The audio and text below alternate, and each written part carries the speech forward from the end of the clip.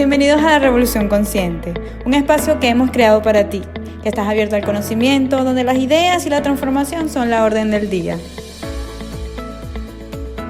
Mencio dijo: el hombre es bueno por naturaleza. Mencio fue un filósofo chino del siglo III a.C., un gran seguidor del confucianismo. ¿Por qué nos dijo esto? Nos dijo que el hombre es bueno por naturaleza y nos toma el ejemplo de un bebé que está a 1 metro de un precipicio a punto de caerse. La naturaleza humana nunca falla. No importa lo que estés haciendo, naturalmente tú vas a dejar de hacer lo que estás haciendo y tú vas a correr hacia ese bebé para salvarlo. Para desarrollar esa bondad, tenemos que cultivarla de la misma forma que cultivamos semillas para que se vuelva una planta y después pueda florecer. Si tomamos ese ejemplo de las semillas, Mencio nos dice que primero tenemos que sembrar las semillas, cuidarlas, echarles agua y exponerlas al sol. A principio, cuando la planta empieza a crecer, es muy débil, por lo cual debemos darle mucha atención a diario hasta que crezca, se fortalezca y florezca. El ser humano, para que sea bueno, es lo mismo. Tenemos que cultivar esa bondad. A principio somos débiles, por lo cual debemos practicar y cuidar nuestra bondad a diario, tratando de hacer el bien en cada situación posible, hasta que seamos capaces de florecer para hacer el bien en el mundo. Extrapolando esa idea al tema de hoy, diría que para construir una cultura organizacional fuerte, para perseguir nuestro propósito como empresa, que es nuestro objetivo común, debemos inicialmente cuidar nuestros valores como organización de la misma forma que cuidamos nuestras semillas antes que se vuelvan una planta. Bienvenidos todos, hoy vamos a estar hablando de la cultura organizacional. De acuerdo al relato que nos ha comentado Estefan, entonces vamos a empezar solo para aterrizar un poco a definir lo que sería la cultura como tal. Bueno, una cosa es segura, Andreina. En una organización, un departamento o un grupo de trabajo, siempre se creará una cultura. La pregunta es si esa cultura que se forma es aquella que te ayuda con las dificultades que puedes encontrar en el camino para cumplir tus objetivos como organización. Entonces, tener una cultura organizacional es algo demasiado importante como para dejarlo al azar, como para que eventualmente se forme la cultura que se forme. Si llevamos ese concepto a los círculos de oro de Simon Sinek, empezando por el por qué, el cómo y después el qué, la cultura organizacional se ubica en el cómo y realmente es lo que te hace único dentro de un mercado o dentro de un país como organización. Y eso es demasiado importante. En general, lo que nos dice Simon Sinek en su presentación del círculo de oro y es que las empresas se dedican primero en el qué. ¿Qué voy a hacer? ¿Qué estrategias voy a implementar? Y se olvidan totalmente de la cultura, del cómo voy a llevar esas estrategias y por qué, para perseguir un propósito. De ahí el quote de Peter Drucker, padre de la administración estratégica, que dice que la cultura se come como desayuno a la estrategia. Ciertamente, Andrés, esa es una de las frases que me llama mucho la atención porque hemos estado acostumbrados a desarrollar planes estratégicos, dejar mucho de lo que son los objetivos plasmados en un papel. Pero como bien dijiste al inicio, si la cultura organizacional se va a instaurar, depende de nosotros obviamente, pero hay algo que se puede ir desarrollando de forma informal o inconsciente y allí puede ser uno de los principales errores o los fracasos de algunos directivos dentro de las organizaciones. Muy importante que nuestros equipos sepan que estamos persiguiendo un objetivo común y sobre todo hay que difundirlo. Algo que va de la mano con la difusión de los objetivos o qué estamos persiguiendo en común es la metodología. Es el cómo vamos a hacer estas cosas y obviamente habrá que también al mismo tiempo llevar de la mano lo que es la organización, o sea, el orden establecido que necesitamos para que obviamente puedan florecer. La mayoría de los emprendedores, cuando empiezan a crecer sus organizaciones o incluso medianas y grandes empresas, el fracaso de los directivos viene dado por el incumplimiento de las estrategias o por el mal cumplimiento de las estrategias. Y no viene dado porque la estrategia era mala, pero es que hemos perdido el foco en muchas organizaciones de quién es el que lleva a cabo la estrategia. Y la estrategia la llevan a cabo las personas. Entonces, es ahí donde la cultura viene a tener relevancia. Y la cultura tiene ciertos ingredientes, ¿ok? Los primeros ingredientes son los valores. Los valores generan un marco de cómo debemos hacer las cosas. ¿Y en base a qué? En base a lo que creemos como organización, a cómo somos. Mucha gente confunde el clima laboral con lo que es la cultura, y no, la cultura es cómo es la organización y el clima es cómo se siente la organización, cómo se siente esa cultura en un momento dado. Ahora, algunos de nuestros oyentes seguramente se van a preguntar lo siguiente. A la hora de construir o de desarrollar una cultura organizacional, ¿qué valores tengo que elegir? ¿Cuáles son los valores que necesito para mi organización? Y ahí yo creo que la respuesta, pues según mi punto de vista, depende del propósito que uno tiene como compañía. Es decir, que los valores que uno va a fomentar dentro de su organización a través de su cultura, pues tiene que ayudar a la organización a perseguir su propósito, que es su objetivo común. Entonces, no existe, digamos, valores mejores que otros. Yo creo que, sinceramente, la organización tiene que elegir los valores indicados para que pueda perseguir su propósito de la mejor forma. Ciertamente, Estefan. Nosotros podemos enlistar algunos, pero va a depender de cada situación, de cada líder y sobre todo de los equipos, o sea, las personas que tenemos, con quién contamos, qué cosas queremos de alguna manera que continúen, qué otras tenemos que cambiar o erradicar. Podríamos decir entre valores generosidad, humildad, confianza, compromiso, honestidad, o sea, todo este marco de valores lo define cada organización de la mano de sus equipos, obviamente, para que sean partícipes y haya un liderazgo colaborativo. Pero es muy importante que nosotros recalquemos que de la forma como esta persona que profesa este tipo de valores va a venir algo que llamamos reciprocidad. Si tú cultivas dentro de la organización la benevolencia, por decirlo de alguna manera, el altruismo que necesitamos como desarrollo de nuestros colaboradores como seres humanos, el simple hecho de ser buenas personas, como decías al inicio, desarrollar nuestra propia naturaleza.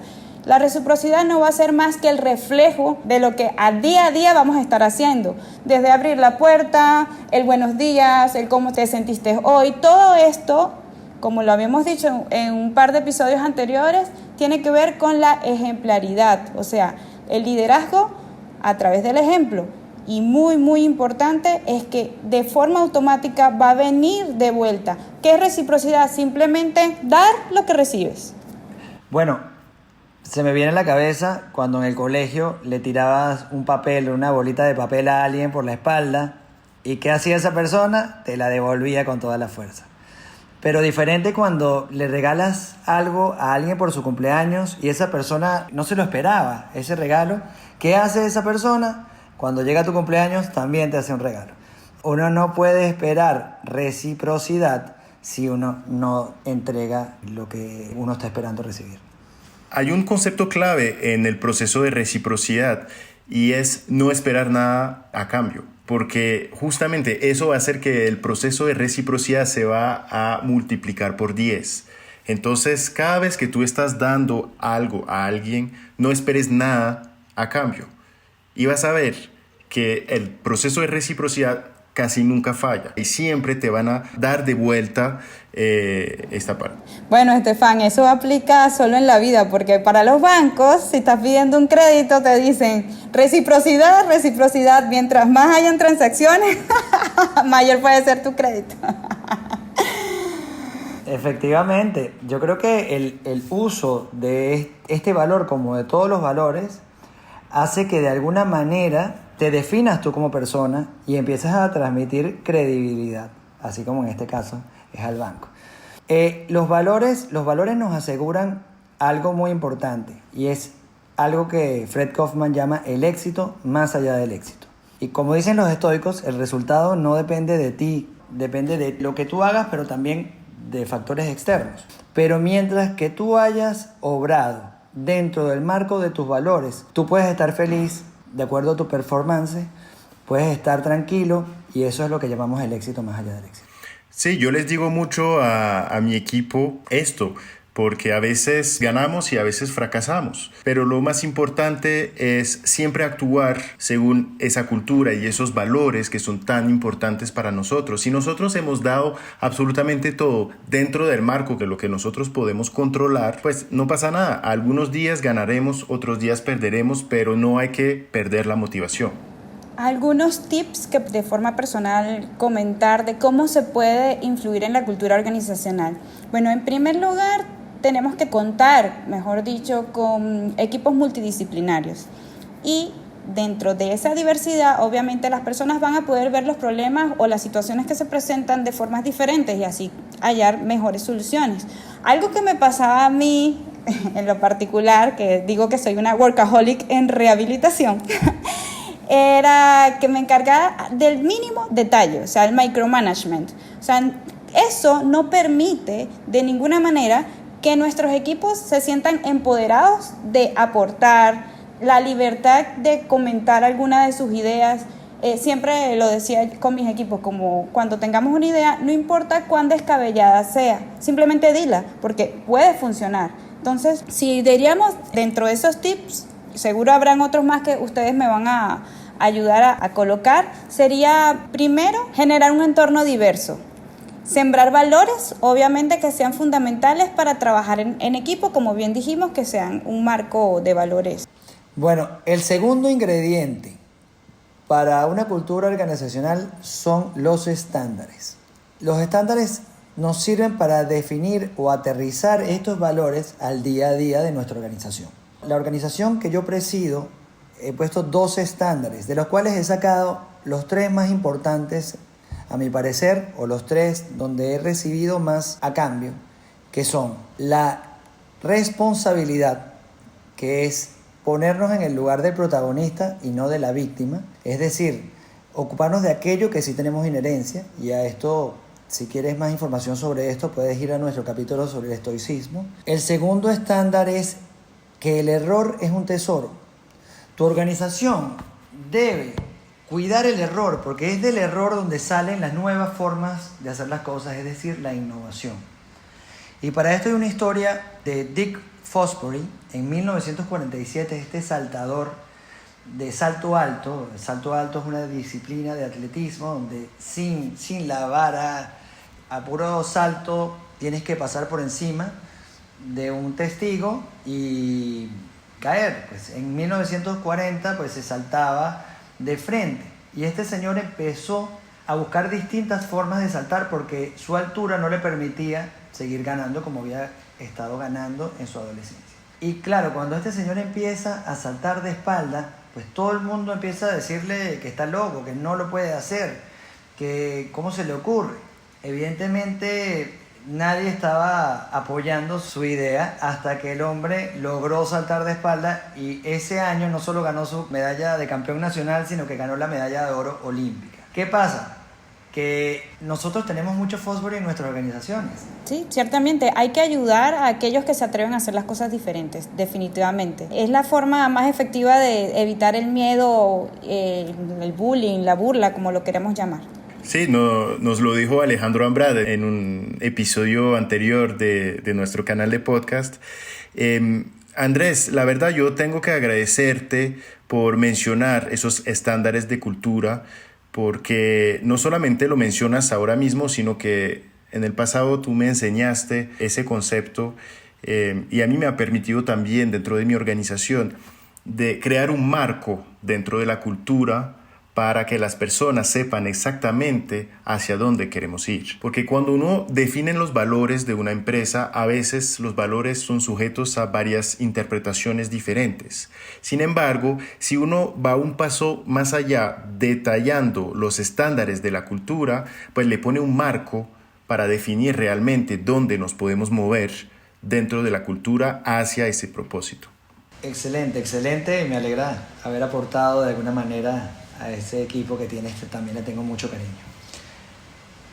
El tercer estándar importante es el de la cooperación.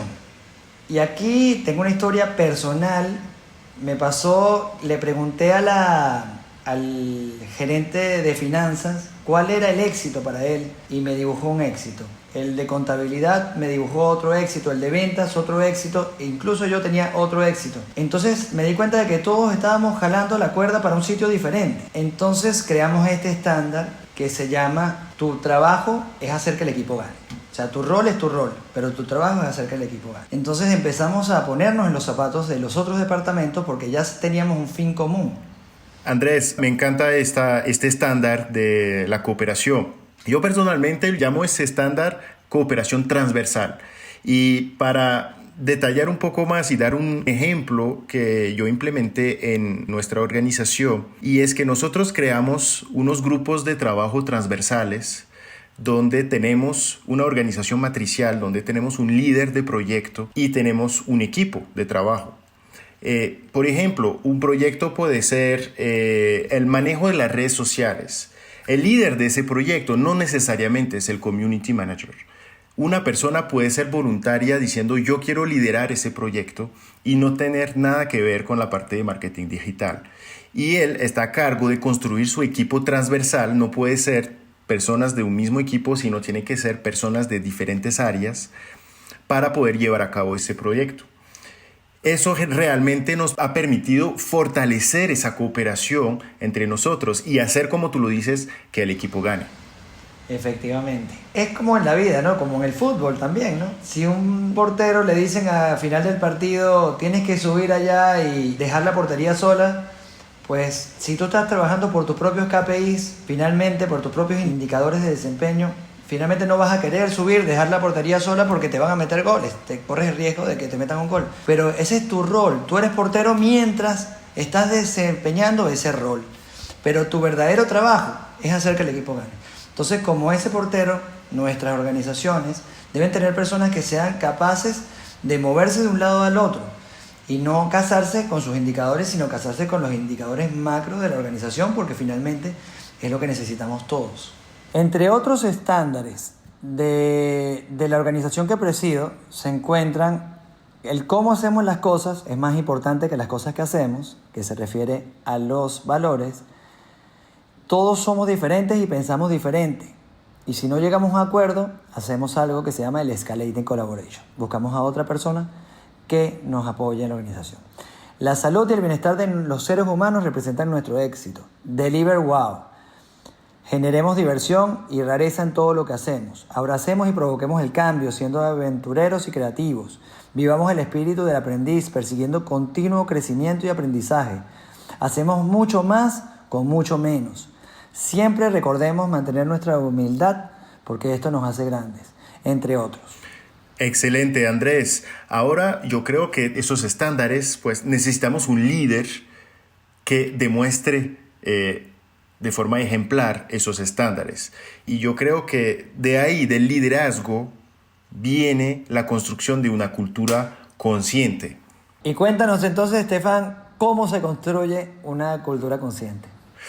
Bueno, yo creo que primero, pues ya lo vimos, tenemos que definir esos estándares de la cultura para crear ese marco, como ya lo acabamos de ver. El segundo paso es demostrar esos estándares.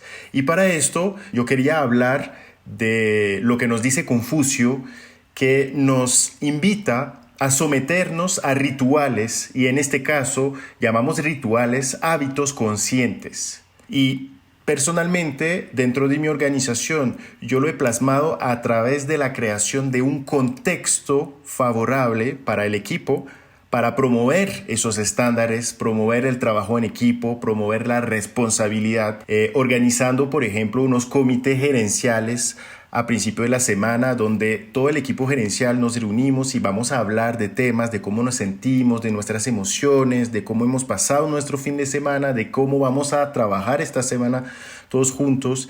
También llevarlo a unas actividades lúdicas. No todo tiene que ser hablar de temas de trabajo. Nosotros, por ejemplo, la semana pasada hicimos lo que se llama un escape room virtual, es donde estamos en un equipo donde tenemos que encontrar pistas para poder salirnos de una sala pero tenemos que hacerlo como equipo porque uno solo no lo puede lograr.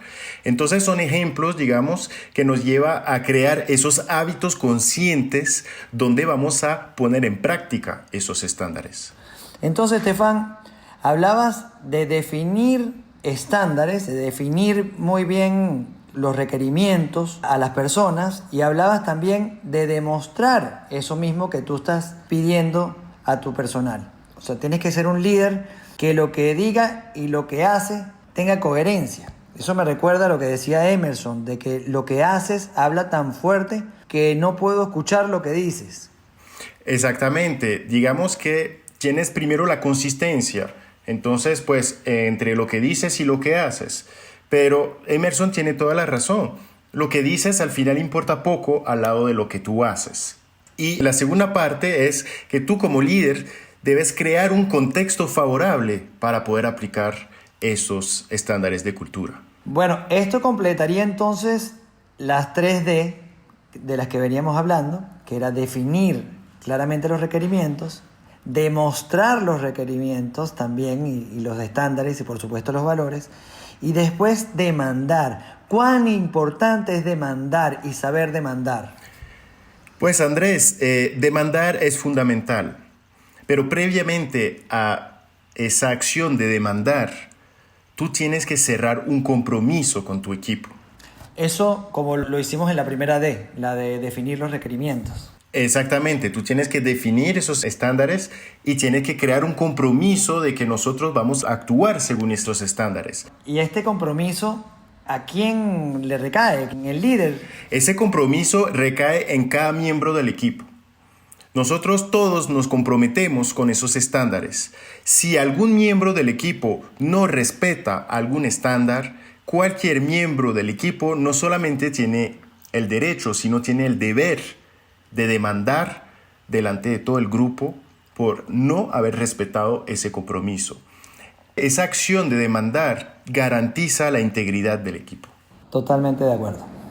Bueno, chicos, para retomar y quizás cerrar el episodio de hoy, ¿qué les parece si damos algunas recomendaciones para consolidar una cultura colaborativa? Porque hemos hablado ya de las 3D y de varias de las experiencias que se han tenido. ¿Cómo diríamos en algunos numerales para la gente que nos está escuchando hacer un recap? Pues yo diría primero que como nosotros iniciamos también nuestro canal de podcast, tenemos que definir nuestro propósito. Eso es el primer punto fundamental.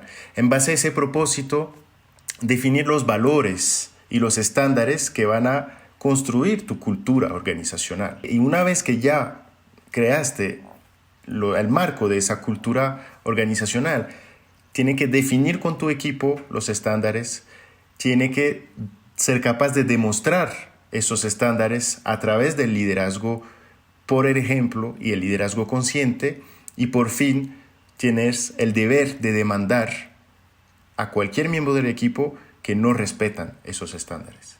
La cultura organizacional se debe defender a toda costa. La cultura es algo muy difícil de implementar, que requiere muchísimo tiempo para implementarse, pero es la mayor ventaja competitiva que puede tener una organización. Buenísimo, entonces yo agregaría quizás que hay que aprender a comunicarnos mejor.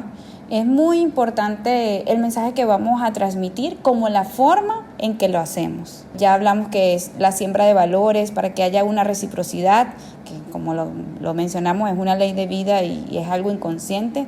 Tenemos que dejar a un lado el egoísmo y la envidia, de hecho erradicarla si encontramos dentro de alguno de nuestros miembros una sospecha de esto. Sí, la sinceridad debe existir en las reuniones y no en los pasillos. Implementar modelos de incentivos colectivos, obviamente atados al marco de lo que son los objetivos que estamos persiguiendo, y que no sean individuales para así nosotros fomentar la colaboración. Hablábamos de premiar el error. Y hacer que el equipo gane. Bueno, muchas gracias a todos por escucharnos. Esperamos que les haya sido de muchísima utilidad la información que hemos dado durante este podcast. Y si tienen alguna duda o quieren profundizar un poco más en el tema de cultura organizacional, nos pueden contactar a través de nuestras redes sociales en LinkedIn en Instagram o a nosotros personalmente. Gracias, chicos. Muchas gracias. Hasta un nuevo episodio. Chao. Una vez más, gracias por darle la oportunidad a revolucionar tus pensamientos. Si te ha gustado este podcast o piensas que a alguien le puede interesar, pues no dudes de compartirlo.